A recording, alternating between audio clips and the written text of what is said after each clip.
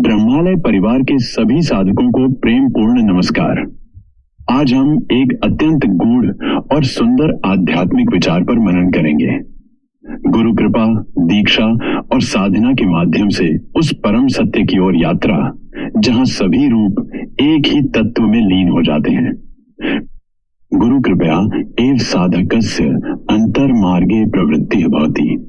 दीक्षा आरब्ध साधना पथः क्रमशः तन अवस्थानयति यत्र सर्वे रूपा एकस्यैव परमार्थ तत्वस्य अभिव्यक्तयः इति अनुभूयन्ते तदा नाम रूप भेदाः विलीयन्ते केवलं निराकारं अनंतं शुद्धं चैतन्यम अवशिष्यते। यत्र साधकः साक्षी भावेन स्थितः भवति न हि रूपं गंतव्यं निर्धारयति किंतु भावना चिंतनम भक्तिश्च तत्वैक्यस्य साधनम। यतः एकत्वैक्यस्यापि भेदस्य स्थानं नास्ति सर्वं खल्विदं ब्रह्म। गुरु कृपा का महत्व। गुरु कृपया एव साधकस्य अंतर्मार्गे प्रवृत्तिः भवति, अर्थात केवल गुरु की कृपा से ही साधक का अंतर्मार्ग आरंभ होता है। प्रिय साधकों, जीवन में हम बहुत कुछ सीखते हैं, शास्त्र पढ़ते हैं, प्रवचन सुनते हैं, पूजा पाठ करते हैं, परंतु सच्ची आध्यात्मिक यात्रा तब शुरू होती है जब हमारा मन बाहर से भीतर की ओर मुड़ता है। यह मोड़, यह परम परिवर्तन गुरु कृपा से ही संभव होता है। गुरु केवल एक व्यक्ति नहीं बल्कि वह चेतना है जो अज्ञान के अंधकार को हटाकर हमें अपने वास्तविक स्वरूप की ओर ले जाती है। दीक्षा और साधना का मार्ग। दीक्षा आरब्ध साधना पथ क्रमशः तन अवस्थानयति। दीक्षा से आरंभ हुआ साधना का मार्ग धीरे धीरे साधक को उच्च अवस्था तक ले जाता है। यहां एक बहुत महत्वपूर्ण बात है, क्रमशः यानी धीरे धीरे। आध्यात्मिकता कोई त्वरित अनुभव नहीं है, यह एक यात्रा है, शुद्ध की, धैर्य की, समर्पण की। दीक्षा केवल मंत्र ग्रहण करना नहीं बल्कि एक नए जीवन की शुरुआत है जहां साधक अपने भीतर परिवर्तन लाना शुरू करता है। सभी रूप एक ही तत्व के हैं। यत्र सर्वे रूपा एकस्यैव परमार्थ तत्वस्य अभिव्यक्तयः इति अनुभूयन्ते। जहां साधक अनुभव करता है कि सभी रूप उसी एक परम सत्य की अभिव्यक्ति हैं।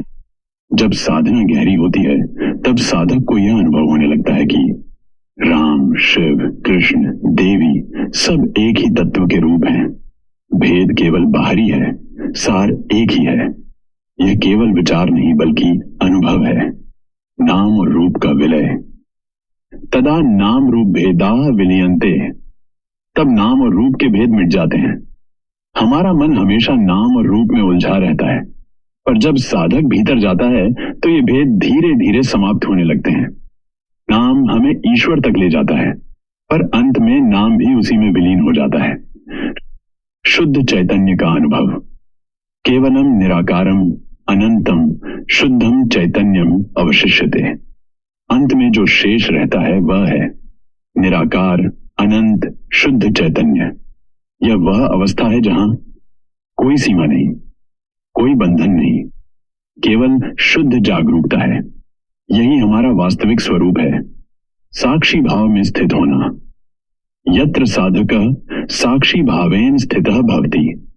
साधक साक्षी भाव में स्थित हो जाता है। इसका अर्थ है हम अपने विचारों, भावनाओं, परिस्थितियों को देखते हैं, उनसे जुड़ते नहीं। धीरे धीरे साधक समझता है कि वह शरीर या मन नहीं बल्कि वह साक्षी चेतना है। रूप नहीं, भावना निर्णायक है। न हि रूपम गंतव्यम निर्धारयति। रूप यह तय नहीं करता कि हम कहां पहुंचेंगे। कोई राम को माने, कोई शिव को, यह बाहरी अंतर है। वास्तविक बात यह है कि हमारी साधना में कितनी गहराई है। भावना, चिंतन और भक्ति का महत्व। किंतु भावना, चिंतनम भक्तिश्च तत्वैक्यस्य साधनम। भावना, चिंतन और भक्ति ही तत्व की एकता का साधन है। भावना शुद्ध हृदय, चिंतन निरंतर स्मरण, भक्ति समर्पण, इन तीनों के मेल से साधक उस एकत्व को प्राप्त करता है। एकत्व में कोई भेद नहीं। यतः एकत्वे कस्यापि भेदस्य स्थानम नास्ति। एकत्व में किसी भी भेद के लिए स्थान नहीं है। जब सच्चा अनुभव होता है तब कोई ऊंच नीच नहीं, कोई मेरा तेरा नहीं, केवल एक ही सत्य, सर्वम खलविदम ब्रह्म। यह समस्त जगत ब्रह्म ही है। यह अंतिम अनुभूति है कि जो कुछ भी है वही ब्रह्म है, न कुछ अलग न कुछ बाहर। प्रिय ब्रह्मालय साधकों, यह मार्ग केवल समझने का नहीं, जीने का मार्ग है। गुरु की कृपा, दीक्षा की शक्ति और निरंतर साधना, यही हमें उस सत्य तक ले जाते हैं। कभी भी अपने मार्ग को लेकर संकीर्ण न बने। अपने इष्ट से प्रेम करें, पर सभी रूपों में उसी एक परम तत्व का दर्शन करें। आप सभी के लिए मंगल कामनाएं। ईश्वर से प्रार्थना है कि आपकी साधना में स्थिरता आए, आपके भीतर शुद्ध भावना जागृत हो और आप सभी उस परम एकत्व का अनुभव करें। ब्रह्मालय परिवार के साथ जुड़े रहने के लिए धन्यवाद।